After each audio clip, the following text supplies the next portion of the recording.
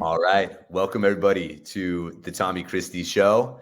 I'm joined today by a guest. His name is Molson Hart. Molson is a founder, a writer, and a thinker. I'd say a thinker. He's got a lot of interesting ideas about where the world is headed, where the United States is headed. Molson, how are you doing today, my friends? I'm kind of weird. I'm three coffees deep, but I'm doing okay. I ate some weird Mexican food yesterday. Didn't quite agree with me, but I'm really excited to speak with you. Oh no, what was weird about it? I don't know, man. I discovered in my late 20s that I can't eat this sugar called fructan, and it's in garlic. It's in non-sourdough bread, which is interesting. It's not in sourdough bread, and I think I had it yesterday, and so I just feel a little weird. So it naturally occurs in garlic. Did I hear you right?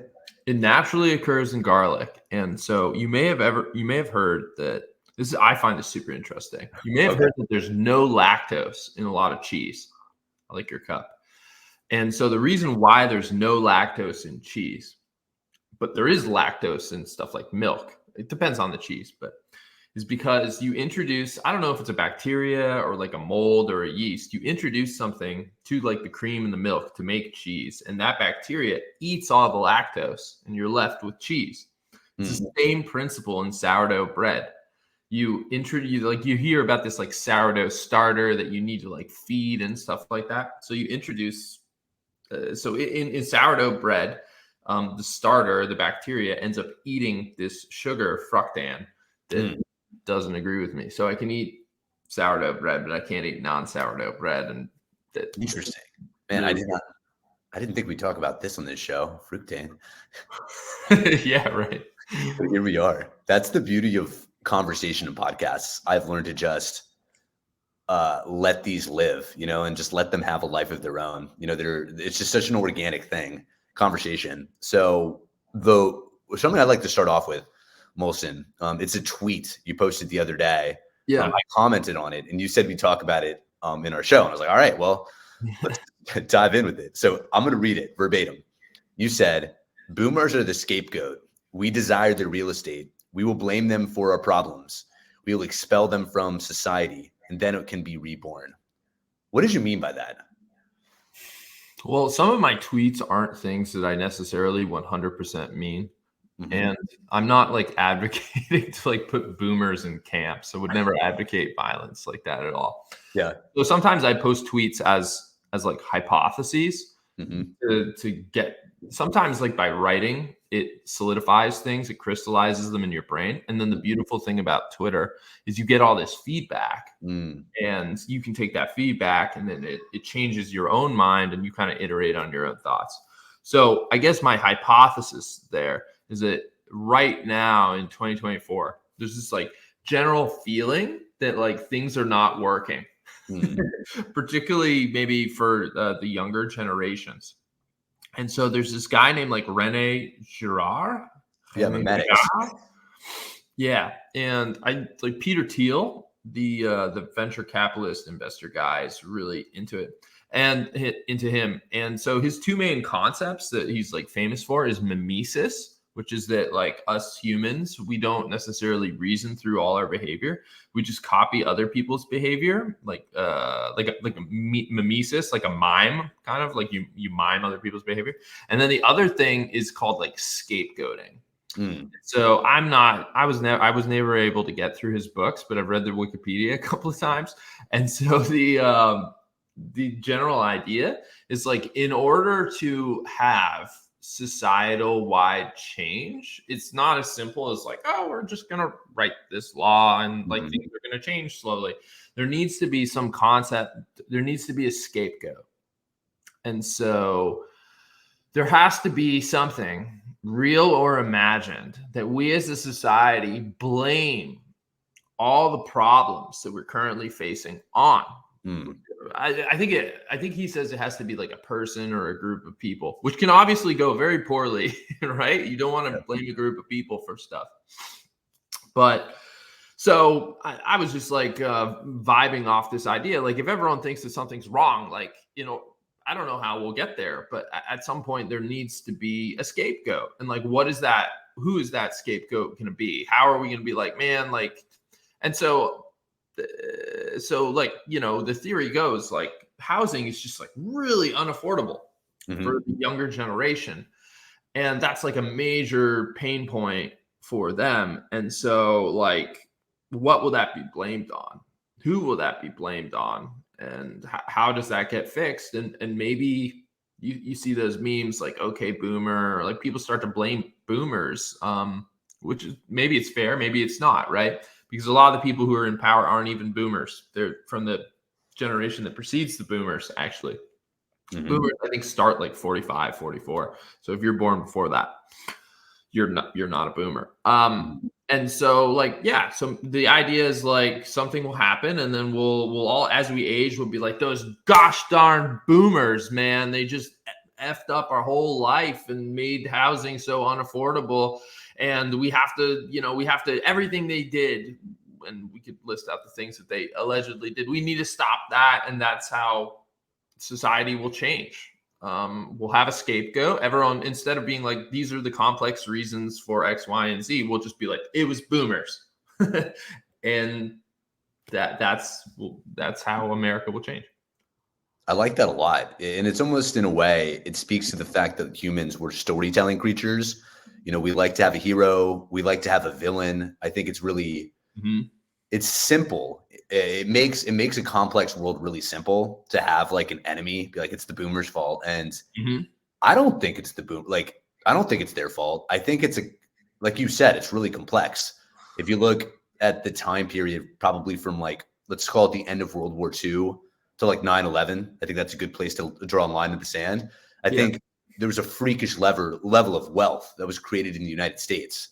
And I think we're just seeing our hegemony slowly filter out. And I think that's just natural. Like, did people think that the United States was going to be this hegemon indefinitely? Like, that's just not how history operates. Yeah, I feel you. At that Mexican restaurant where I had the weird Mexican food, I was talking to these guys and I said, maybe countries are like people in the sense that they must be born. They have some sort of period where you're at peak strength. And then you age, and as you age, shit starts to fall apart within your body, and then you die, and you must be reborn.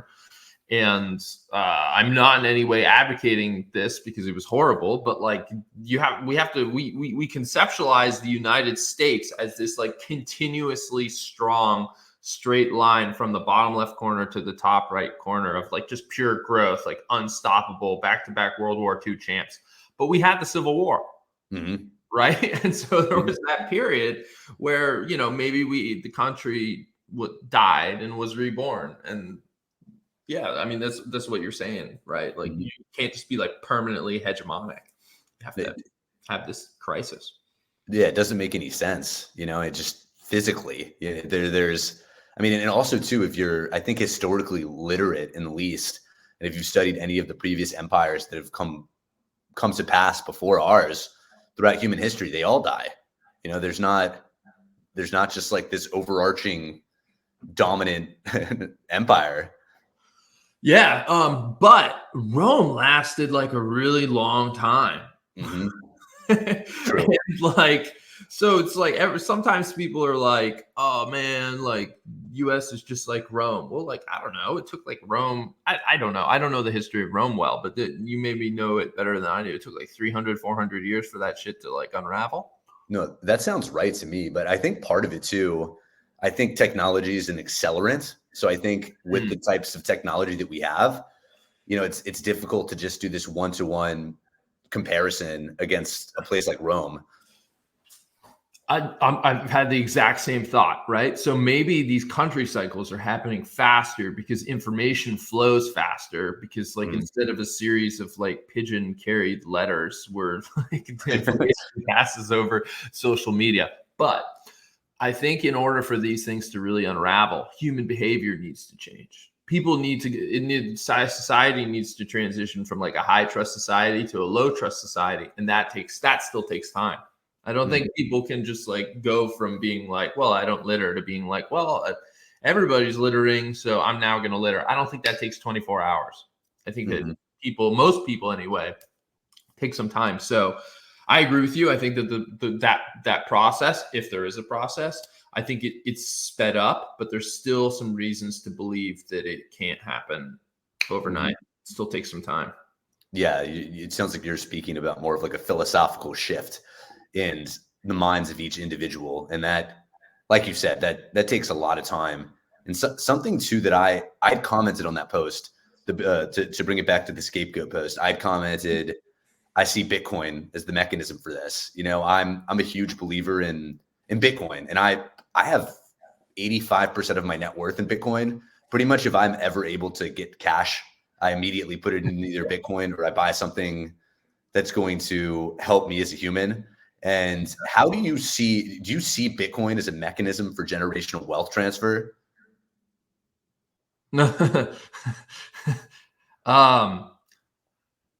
If it works, right? Yeah. So I do think so. So the millennial generation is like, and then Gen Z in a slightly different way are the first two digitally native generations, right? So millennials, which are probably the majority of the people who are going to be listening to this, like we kind of all grew up like playing Diablo 2 or, you know, playing these games, right? And so the concept of digital currency, which we like traded between ourselves, is somewhat familiar to us. Whereas the older generation, those boomers who we're going to scapegoat later, joking, they had to like struggle through that, and they were like, what, my money is in a bank and it's digital and I can't go count it? Like they had to struggle with that concept. So they also struggle with Bitcoin.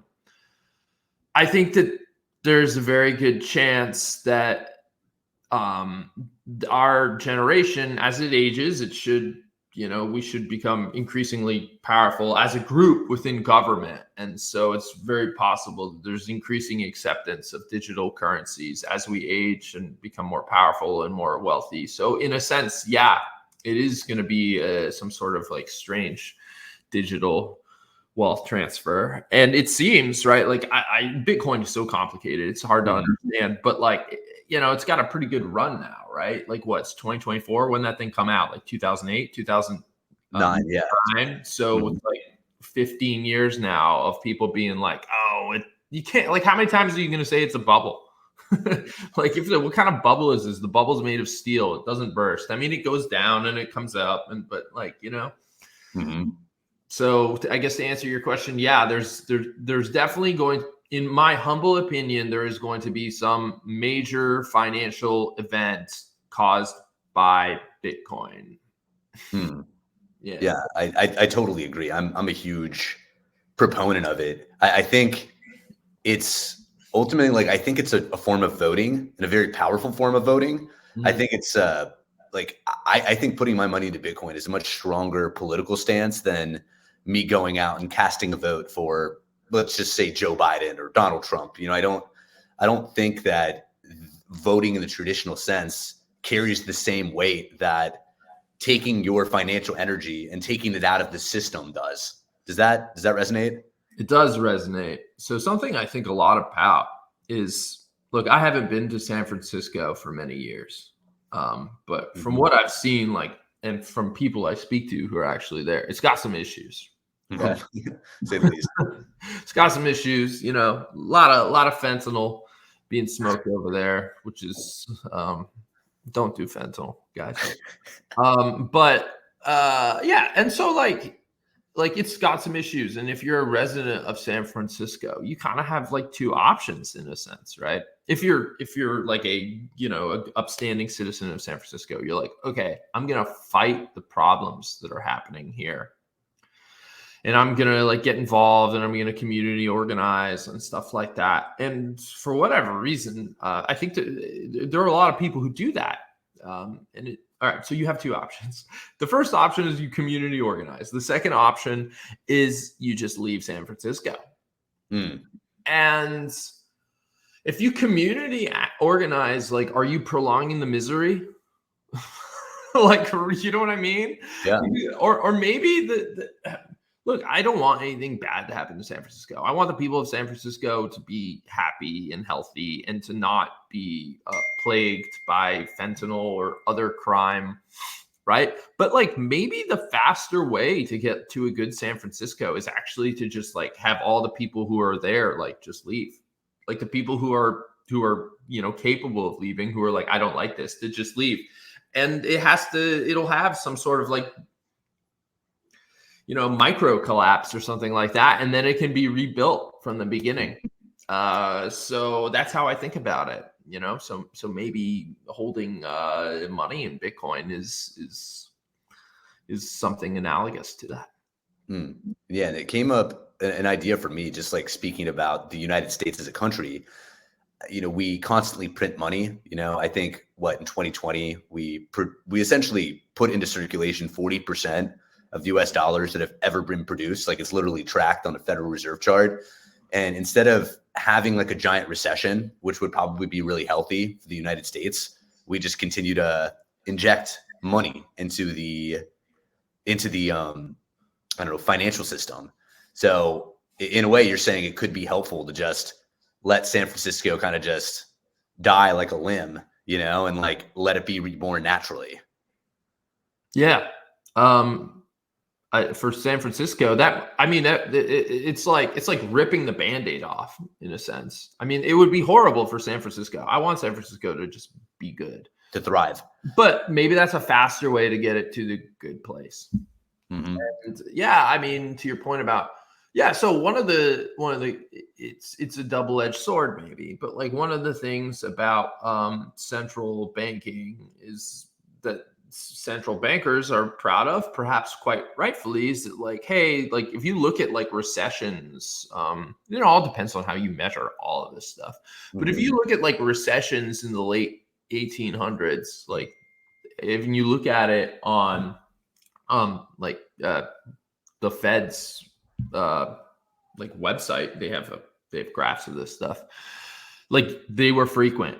And they were like hard, they were tough recessions. And so central bankers are proud of this changed monetary system. And they're like, look, we don't need to have recessions anymore. Like we've solved it. And in some ways, that's a good thing. And perhaps others is a bad thing. Mm-hmm. Yeah. Have you ever read the book, The Creature from Jekyll Island? Have you ever heard of it? No. It's pretty cool, man. It's a book I would strongly recommend it. It's actually hard to find. It's strongly recommended in the Bitcoin community. It's about the creation of the Federal Reserve System, and really about how sketchy the entire creation of it was. It happened in 1917, and it was like, at the time, it was JP Morgan and like 6 other bankers who between them had assets under management that were equivalent to about 40% of all of the global wealth that was held at the time. And they all got together to set up more or less a cartel of banks. And I guess you could say like it has been wildly successful based off of kind of the metrics you were just talking about. But it like the very foundation of the system itself was extremely shady and disingenuous. And maybe you could make the case that was a good thing. Yeah, maybe. I mean, right. Like you could say like, okay, well, the United States has had a pretty good run since 1917. Very good run.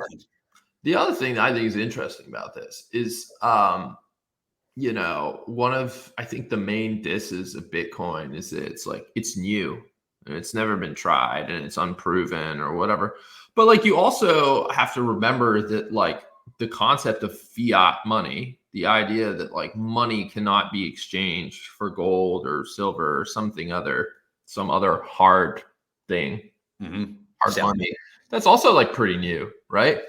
Like in the global scheme of things, in if you look at like historical time, like that came out in 1971. So like what? That's like 50 years ago. Really, we haven't really seen too much, and the whole world went onto it. Right. There, as far as I know, there are no countries where you can exchange the money for gold or silver anymore. Everybody's on fiat. And that too is an experiment. Yeah.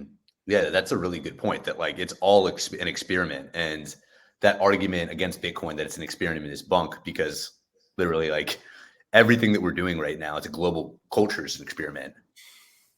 Yeah, I agree completely. We Are don't you? know. Like, if Bitcoin ended up becoming a big deal, like I'm sure a lot of things would change. Like we're so used to having a level of inflation in our system, right? Like, we're always just kind of expecting prices to go up. Like if prices just are stable or go down, and if denominated in Bitcoin, like what does that mean? It'll change a lot of human behavior. So either way, you got an experiment in my mind. Mm-hmm.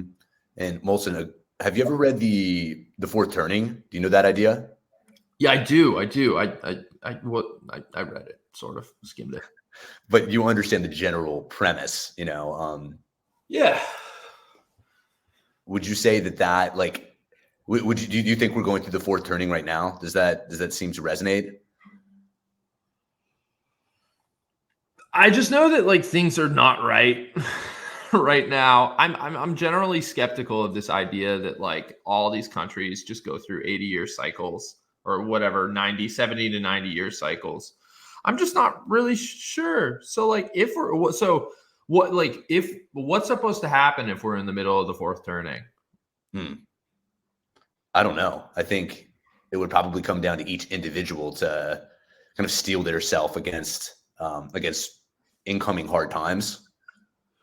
Well, like what happened in the last fourth turning in the United States? Was that World War II? I think so. Yeah, I think that's what the theory. So it's 80 years. 80 years ago was what, 40, 43, 44, which was right at the end of World War II. So, I mean, like, it's a sensitive topic that we should discuss in a sensitive way, but like you do have a war in between Ukraine and Russia. You do have some interesting things going on between Iran and Israel right now. Mm-hmm. And I don't know, like there's just like a bunch of interesting war events going on right now, seemingly like more than usual. And so I don't know, maybe we are in the middle of the fourth turning, and maybe hopefully not. We'll have some sort of World War III type thing. Mm-hmm. Yeah, I hope that doesn't happen, but it just seems, with this being an election year, the obviously back in 2020, I'm not like a plandemic believer or anything, but there do seem to be some really funny coincidences, that all happened during an election year. I kind of feel like we're due for some type of black swan. I don't know what it's going to look like, but it just feels like we're right for it in a way. Yeah, I agree. I think that I agree with your point that, and I think it's commonly accepted. I think that I don't know if it's like something that people bring up in polite conversation, but I think that if you if you get everybody a little bit drunk, I think everyone's like, yeah, something's going to happen in 2024. It has to. So, yeah, I guess we'll see. Mm-hmm. Yeah, we just got to stay present. And like, I watched about half of this video that you posted. I thought it was awesome. It was a step-by-step lesson on how it was like career advice, essentially for young people, for Gen Zs, and some of the key tips that I took out of, I didn't watch the whole thing. I want to be totally transparent, but I watched a good chunk of it. You had some really interesting advice that I don't think is, for some reason, I don't think it's as common knowledge as it should be. You mentioned picking an industry that's not going to go out of style, that's kind of, that's good to go for the next few decades. You said be good at arithmetic / kind of mental math. You talked about the importance of how to persuade and sell. Yeah. Can you expand on some of these tips, and like what other tips might you give to some people that are lost right now? Because I'm a millennial. I'm 33. I think so many people in my generation, or in our generation, are just so apathetic and lost and nihilistic. What general tips would you give young people right now besides those? Well, besides those, yeah, and expand on those too if you feel free. You want to. So super hard to do this if you're in the United States right now. But like if you're Gen Z, if you're millennial, it's like a different story, because the 23 and 33, it's different totally different stage of life, I think. But yeah, if you're Gen Z, like you got to find some sort of industry that, or some sort of job that can't be done by an illegal immigrant. Because if it can be done by an illegal immigrant, then your wages are going to get dragged down by all the illegal immigration that we're experiencing. It can't be done by someone overseas, okay, because they're going to be cheaper than you are. And then it can't be done by a computer because, you know, whether it's AI or even just like traditional software automation, automation, like that's going to drag down your wage. So you have to navigate this minefield in order to find something that's going to pay you over the long run. And it's been a while since I recorded that, but like, as you said, like sales, like being able to persuade people is just like, that will pay dividends no matter what industry you pick. And so I think that the most effective people in life are people who are able to like pair a technical skill, whether it's computer science or like hard engineering or I don't know, just like numbers, math, whatever, pairing that with people skills, like those people are like, they make a lot of money because that's how money is made. Like you come up with a product or you provide a service, right? And to do that, you need to have some sort of technical understanding, and then you got to be able to sell it. You got to be able to communicate it. So that's what I would say as general advice. And then like, man, like you just got to like get good, you know, like it just, I don't know. I think Charlie Munger, rest in peace, he said something like he's Warren Buffett's partner. He was like, yeah, like I had some sort of relative who through the Great Depression, just like he was an architect. The relative was an architect. And he said that the architect, like, even though there were no buildings being built, like during the Great Depression, he just like kept on honing his craft. And, you know, the Great Depression ended and the guy did all right. And so like, I don't know, like, so like, you just have to like get good. Like you just need to be constantly improving like every day and like not numbing yourself with alcohol or marijuana or other dumb shit. Like you just got to be like that. I mean, like if you want to be successful, that's the reality. You got to be getting good. You got to be getting good at people. You got to be getting good at the technical stuff that can't be done by those three things I described: computers, illegal immigrants, people overseas. And that's how you're going to thrive over the long run. Yeah, that's, I think, a really refreshing perspective, because I think you're so blunt. Like you just say illegal immigrant. I think there's this weird kind of phobia to talk about that gorilla in the room, you know, the illegal immigration thing. And like you had posted a tweet the other day that went really viral about why trades aren't really a good career path for younger Americans because of that fact.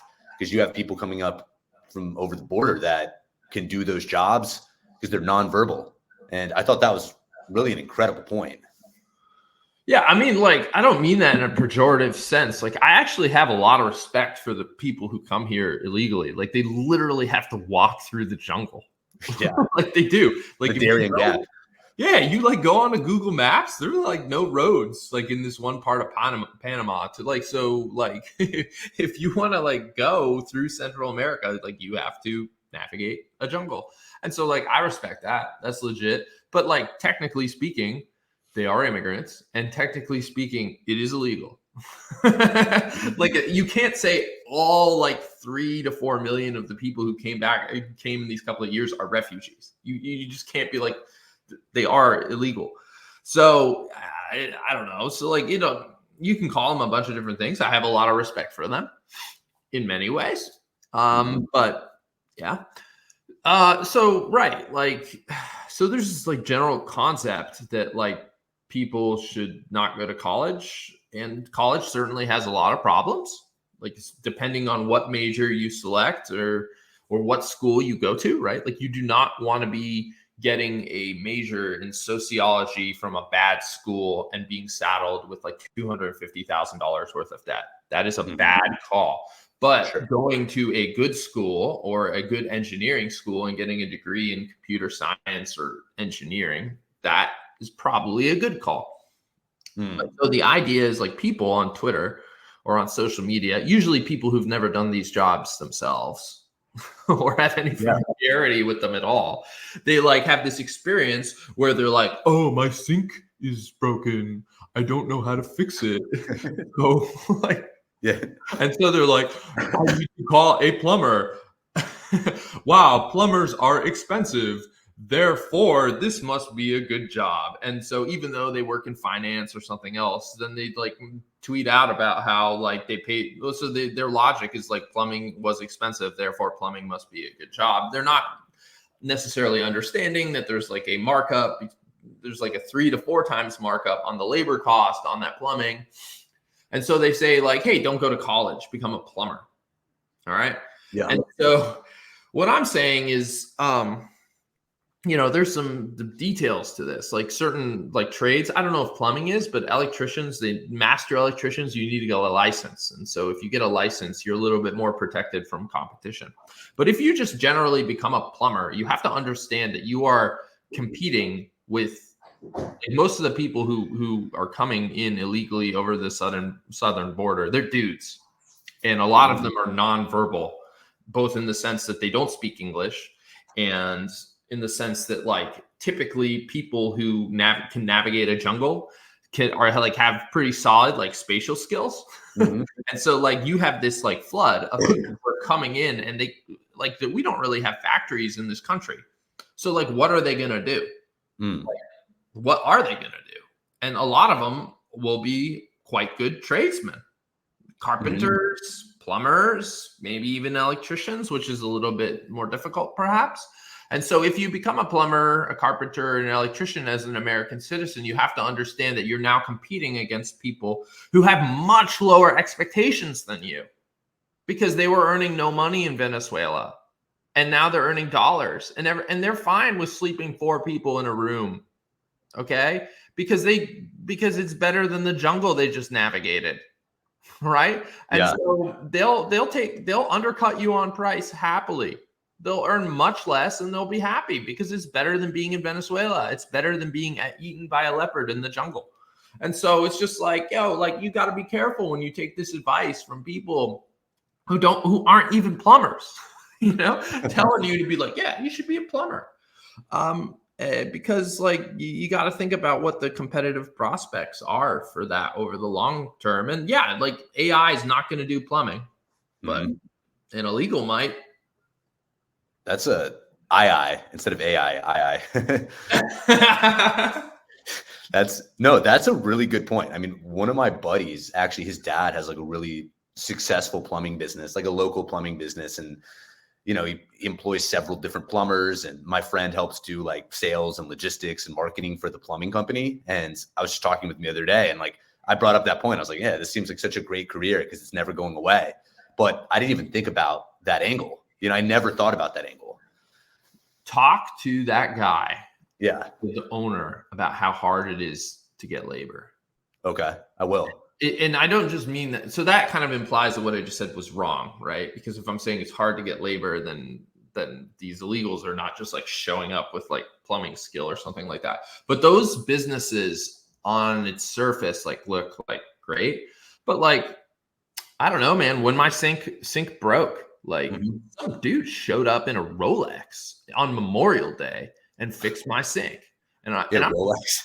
Yeah, I'm just like looking at this dude, and it wasn't a fake Rolex. I'm just like, he's like pretty well dressed, right? He's got glasses on top of his bald head, like kind of older, maybe like early 50s, and getting a Rolex. And I'm just like, you own this plumbing company? And he's like, yeah.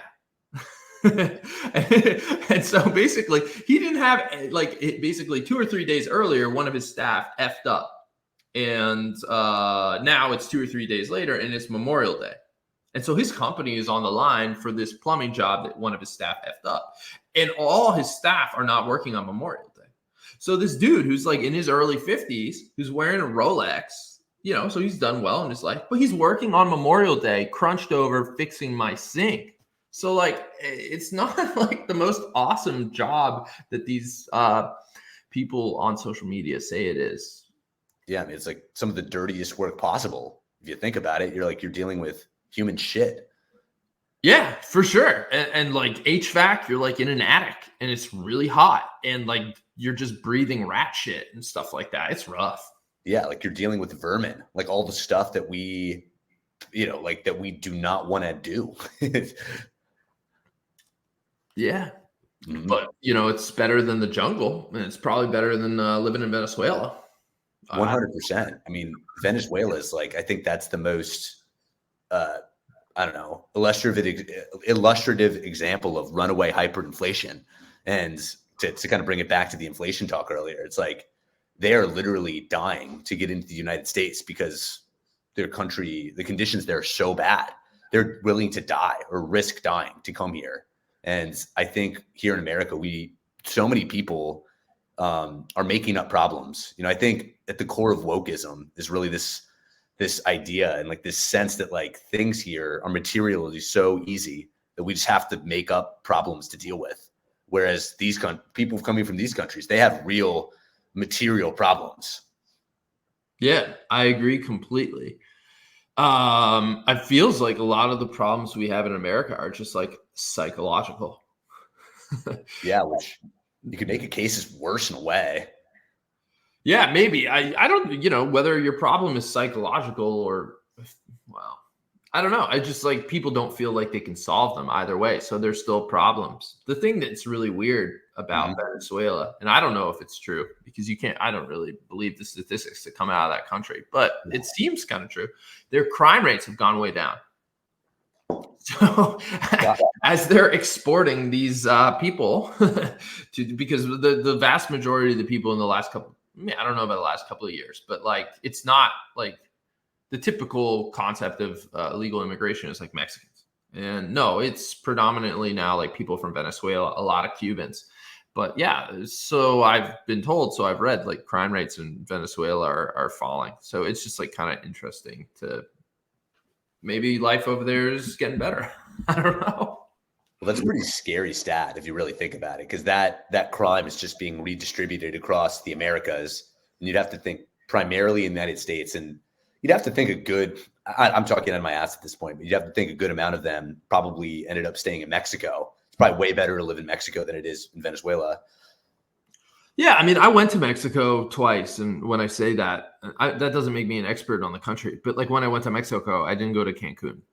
I went to Mexico City, then I went to a neighboring city, then I went to a small town, then I went to another city that was like 2 hours away, where people said that I was going to have my head chopped off, but it's still attached. I mean, Mexico's cool. I like Mexico a lot, but there's a protection. And just like, so like you speak to people in Mexico, and you're like, hey, you seem like really cool and like really nice and quite smart. And the concept in the United States, right, is just like all these people are just dying to come over here, right? And they'll do anything to come to the United States and partake in this great country and this great economy. And there's a lot of truth to that. Mm-hmm. But then you kind of like ask around, you're like, all right, so like, why didn't you just cross the border? And they'll be like, yo, like I have a good job here, or like I like my life here, or like, what I'm trying to say is a lot of the people who leave these countries and come to the US are people who didn't have opportunities in that country for whatever reason. They failed out of school, or they have a charge, all right, that prevents them from getting work. Well, that charge no longer means anything in the US because it's a different country and there's not as much tracking. And so that explains a lot of the problems that we have with illegal immigrants versus legal immigrants. By the way, I don't know how to put it. I'm a first generation American. Both of my parents are not born in America. So where'd they come from? Quebec and Canada, and in New Zealand.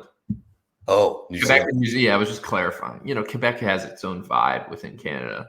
So yeah, I feel like it's like kind of mini France, right?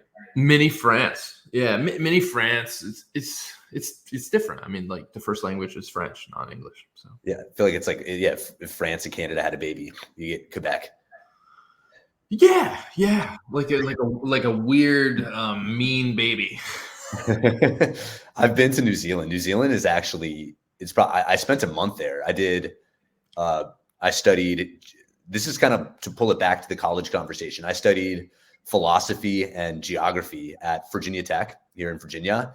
And I got so much out of my undergrad degree studying philosophy. Like I've been able to maintain like a well-paying sales job in a corporation for years because of my ability to speak and because of my ability to write at a high level. And I think that's the other part about college that gets shitted on Twitter. You know, everybody on Twitter acts like college is like this, believe me, I work in actually the higher ed space. And I think that there is so much area of opportunity for higher ed to improve. But in its ability to teach you how to speak and to write and to learn, I still think it's really powerful. Yeah. Philosophy is definitely one of those ones that people on the surface, well, you know better than I do. I wasn't a philosophy major, but some people don't see the value in philosophy because they're like, I don't see any job postings for philosophers. Like, yeah. But it teaches you how to think. And I know that, or I think I know that because I got a math major. So, but I'm not doing proofs for my day job, but it taught me how to think. Yeah. If I could go back, I've actually thought about this a lot. You know, I'm a big Naval Ravikant fan, and he talks a lot about the important, even Balaji. I'm a big fan of him.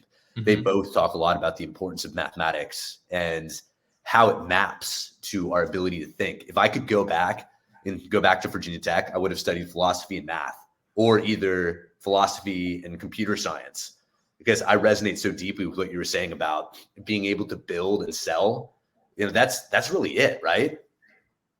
That is it. No, like that's it. Like you look at the richest people in the world who didn't inherit it.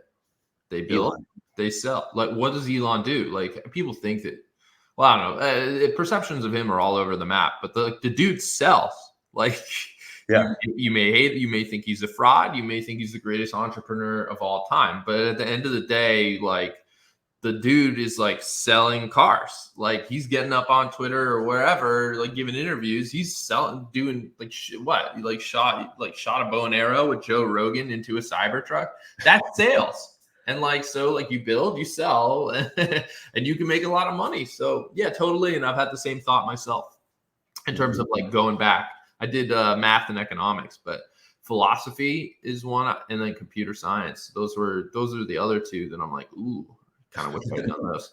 Yeah, I think it was the presidential debates. I think it was 2016 or 2020. I don't remember. But Marco Rubio was essentially like, we need more electricians, less philosophers.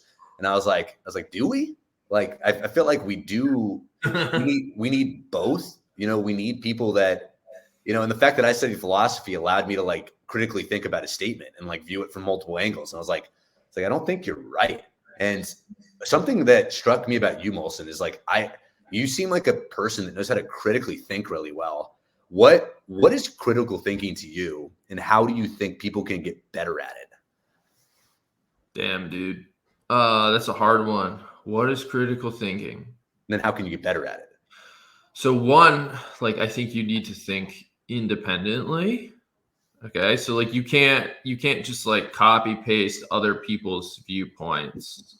Like you have to have your own viewpoints, even if you don't say them, right? Because if you say them, you oftentimes get yourself into trouble at your job or on social media and stuff like that. You have to be independent in your thinking.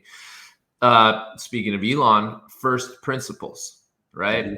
So you need to reason and think things through from basic ideas or axioms that you know are true. Let me know if this is lining up with your philosophy. I'd like to hear what they taught you and what you've come to learn, right?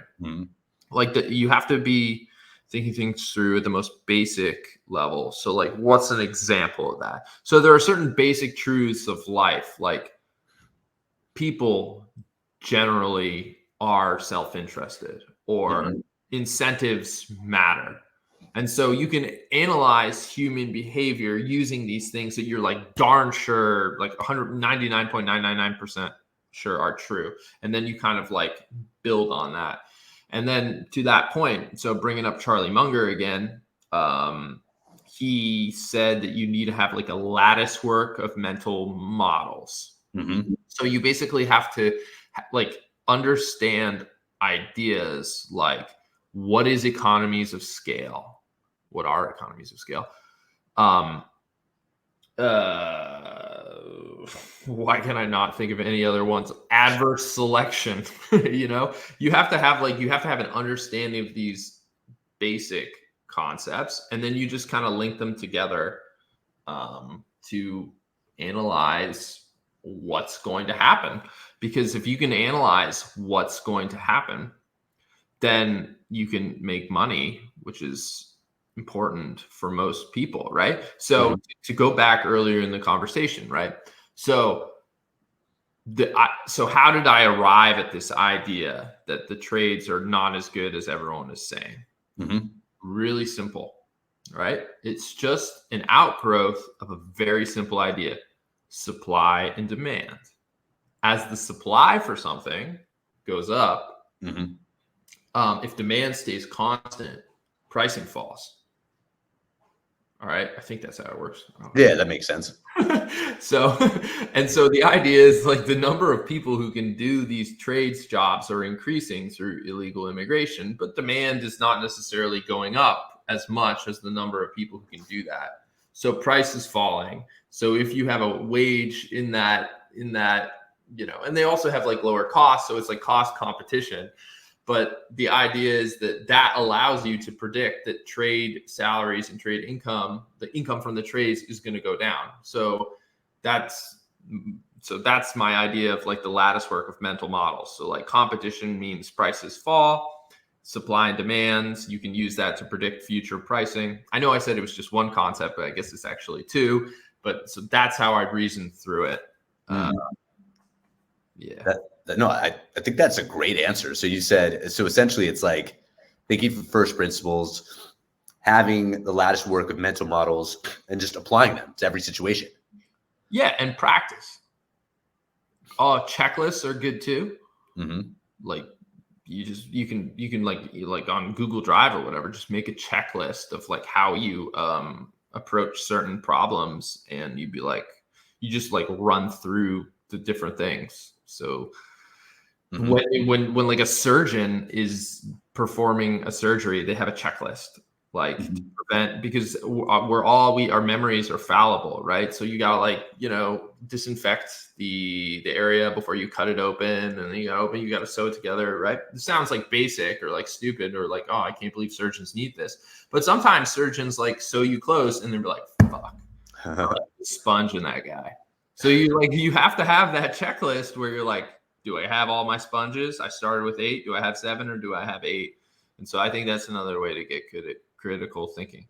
Does that line up with what they taught in philosophy or no?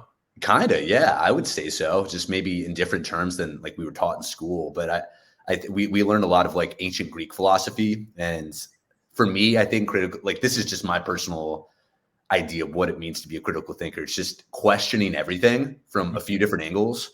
If you get told information from somebody, it's just questioning, like, what if this is true? What else is true? How do I know this is true? What incentives do the people that told me this information have for this to be true? It's just like asking a lot of questions about all the information that you receive. That's kind of how I view it. Yeah, that's on point. In my experience as well. And something that I think about that relates to that is, if you ever heard like a 3 or a 4-year-old, I don't know the age, where they're just going through that phase where they just like ask why. They're like, why do I need to eat food? It's like, well, to cure your hunger. Like, why am I hungry? Like, because human beings evolved to need to consume energy.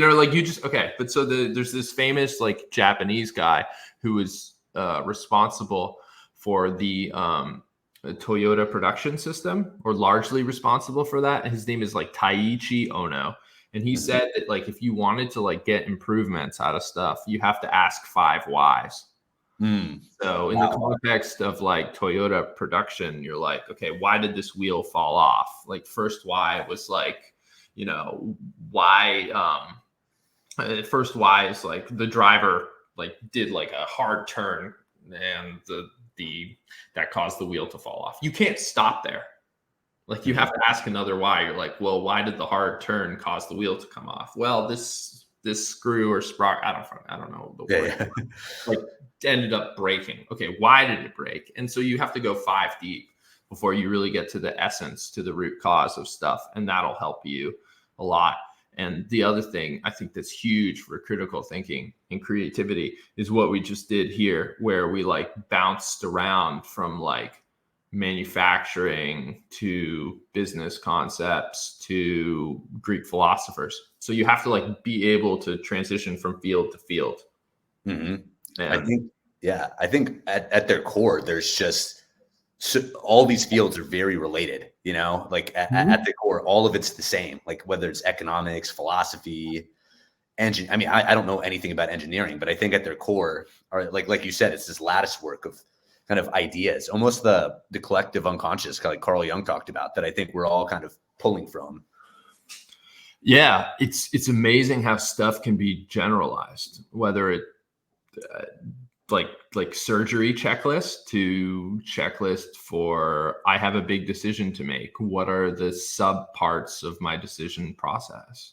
Like I could go through that, but yeah, I agree with you. I mean, the stuff can be generalized, and that's also where a lot of creativity comes from.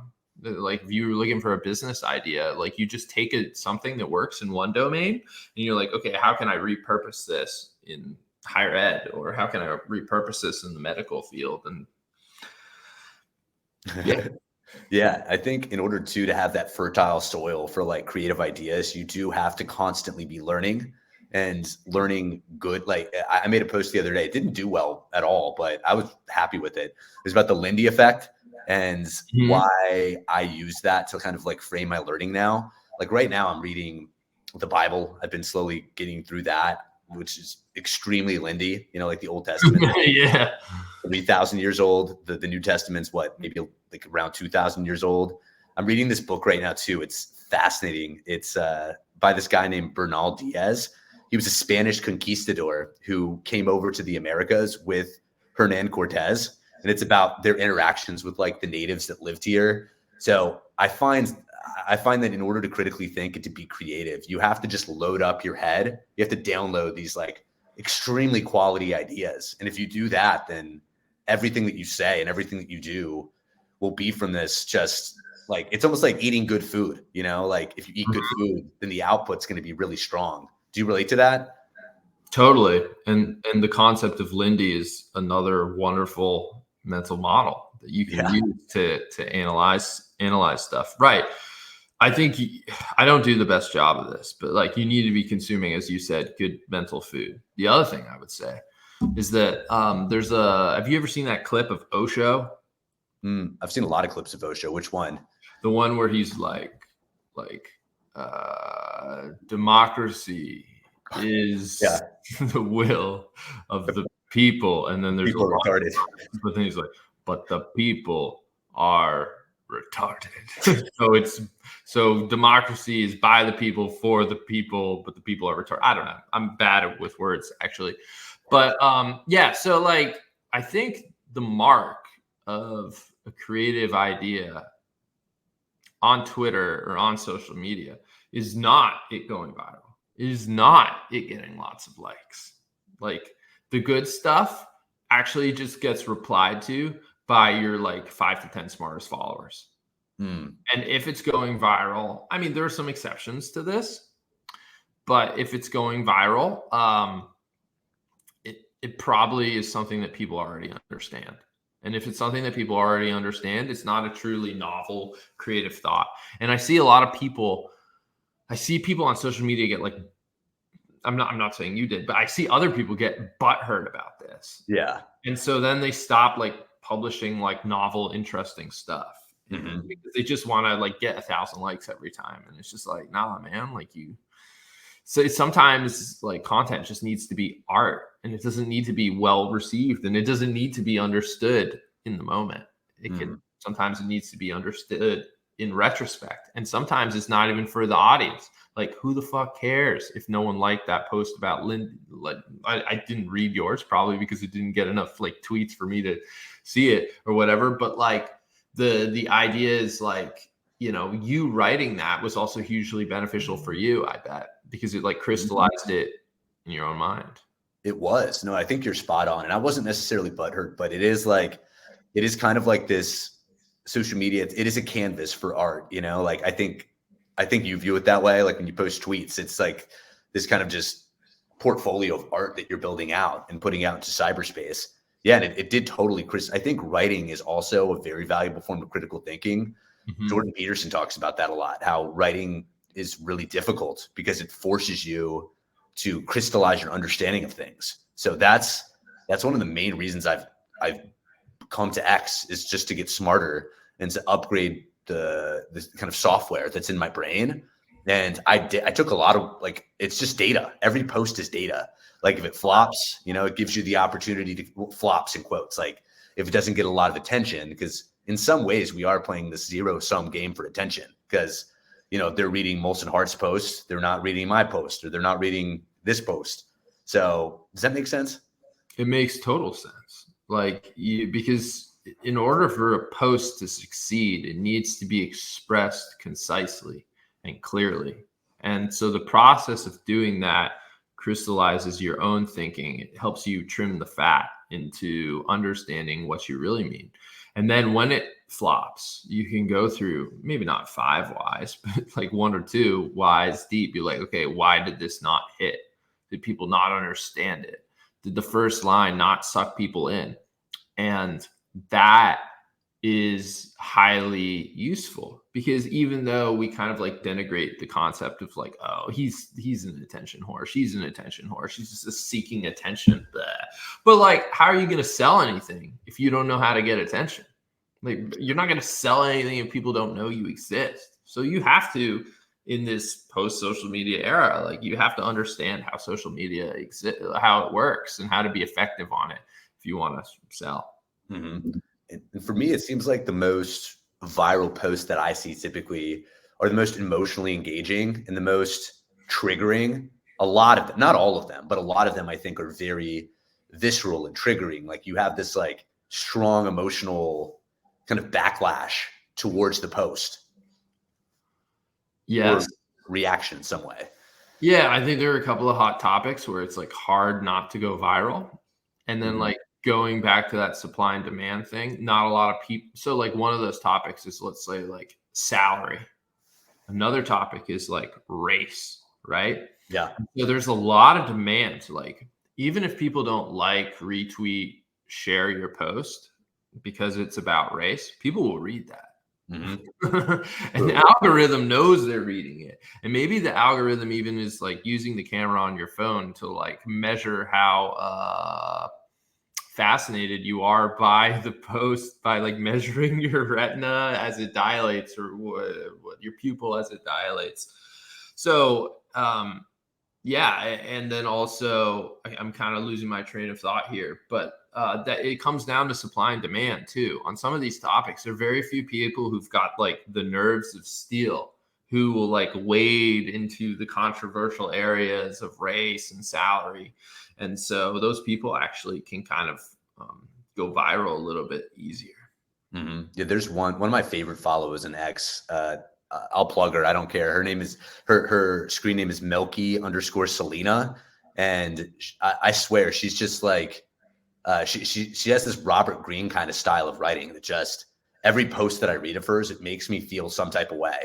She's got this very evocative way of using language that just like it goes deeper than my prefrontal cortex. It like goes into my like reptilian brain, and I'm like, oh man, like there's something here.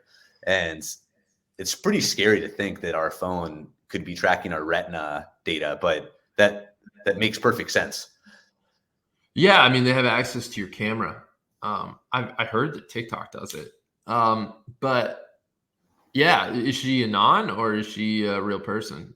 I'd say pseudonym. You know, she's kind of like Satoshi Nakamoto. Like she's got this name Selena, but she doesn't have like a real picture of herself. And sure, like she's blown up. Yeah, could be a dude. Yeah, there's some trolls in her comments. They're like, yeah, you're a dude.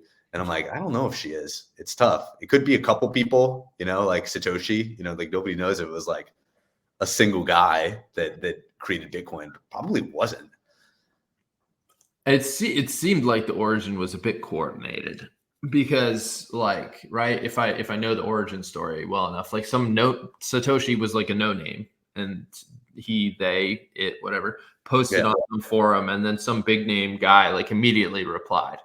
So like Hal Finney, I think his name was, like someone who was big in the community immediately replied, giving it credence in a sense. So that to me seems like it was coordinated in some way. Yeah. I mean, I guess the scariest kind of like conspiracy for Bitcoin for me is it was like the NSA or the CIA or the FBI that created it. They're going to rug pull everybody. I mean, I don't know if we have the ability to think that long term over 15 years and to come up with something so innovative. Yeah, I'm with you. Yeah, I think that we'd probably be giving too much credence and intelligence to these committees that have proven that they're not that intelligent. Yeah, even though I guess intelligence is in the name, right? Yeah, it's ironic. Well, so Molson, we've been going for over an hour. Final question I have for you. This is rooted in a post that you made a few weeks ago that got reposted by Bullish. You know, you essentially put the reasons that you're bullish and bearish about the United States. So to kind of creatively stem off that question, are you bullish or bearish on humanity, and why?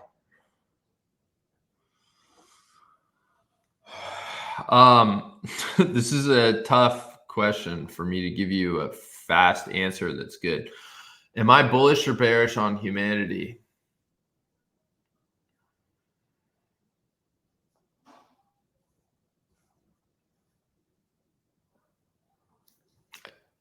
I'm bullish in aggregate. Yeah. Right. Me too.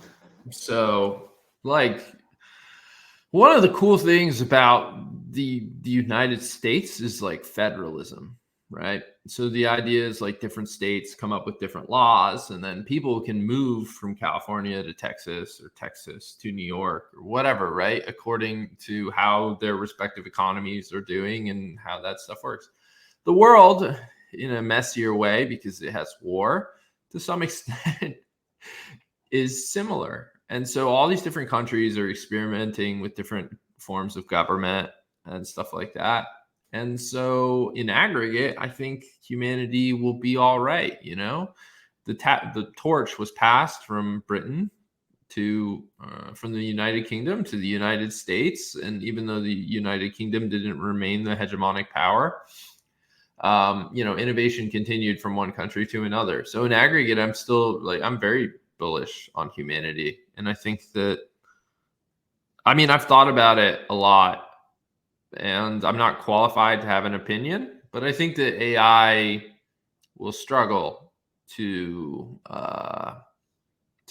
extinguish human consciousness, and we got a lot more gas in this tank. Mm-hmm. So yeah, I'm pretty bullish on humanity. I mean, what are the reasons to be bearish?